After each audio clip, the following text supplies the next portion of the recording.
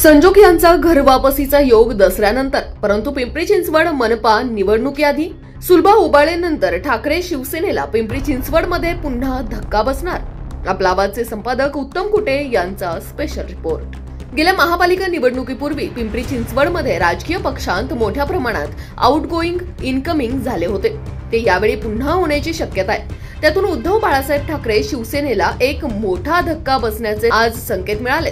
पावणे 2 वर्षापूर्वी म्हणजे 30 डिसेंबर 2023 रोजी शहराचे माजी महापौर संजोग वाघेरे यांनी हातावरील घड्याळ काढून त्यावर शिवबंधन बांधले.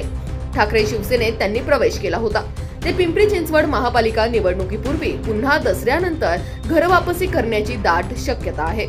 यावर्षी ठाकरे गटाच्या आक्रमक नेत्या पुणे जिल्हा महिला संघटिका आणि पिंपरी चिंचवड मनपातील माजी गटनेत्या सुलभा उबाळे यांनी 12 मार्च रोजी शिंदे शिवसेनेत प्रवेश केला.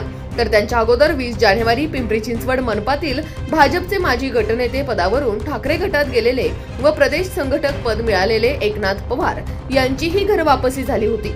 त्यांनी गावाकडे मराठवाड्यात लोहा कंधार विधानसभा मतदारसंघातून लढण्यासाठी भाजप सोडला होता, पण ते विधानसभेला पराभूत झाले. त्यानंतर ते पुन्हा भाजपमध्ये आले.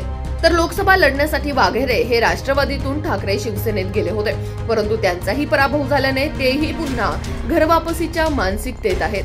त्यांनी शिवसेनेत प्रवेश केला तेव्हा त्यांच्या पत्नी माजी नगरसेविका उषा वाघेरे यांनी मात्र पक्ष सोडला नव्हता. त्या राष्ट्रवादीतच राहिल्या होत्या. त्यांच्याच प्रभागात अजित पवार यांचा परिवार मिलन कार्यक्रम झाला. तो आगामी महापालिका निवडणूक ही स्वबळावर लढण्याच्या हेतूने तिच्या तयारीचा एक भाग म्हणून सुरू करण्यात आला आहे. त्यानिमित्ताने अजितदादांचा गेले 2 दिवस शहराचा भरगच्च दौरा झाला. त्यात त्यांची वाघेरे कुटुंबाशी भेट झाल्याने ठाकरे गटाचे मावळ लोकसभा संघटक व आता पिंपरी चिंचवडचे शहर प्रमुख असलेल्या संजोग वाघेरेंच्या घरवापसीची चर्चा पुन्हा रंगली. त्यांचे वडील भिकू वाघेरे हे सुद्धा महापौर होते. घरवापसीच्या चर्चेवर संजोग वाघेरे यांच्याशी संपर्क साधला असता त्यांनी स्पष्टपणे बोलणे टाळले. सध्या ठाकरे शिवसेनेतच आहेत असे ते म्हणाले. त्याचवेळी पवार कुटुंबाशी आमचे घरोब्याचे संबंध असल्याचेही सांगितले. काही समस्या घेऊन अजितदादांना यापूर्वी भेटलो होतो असे सांगत काल सुद्धा एक्साईड बॅटरी कंपनीतील कामगार आंदोलन प्रश्नी त्यांची भेट घेतली अशी माहिती त्यांनी दिली.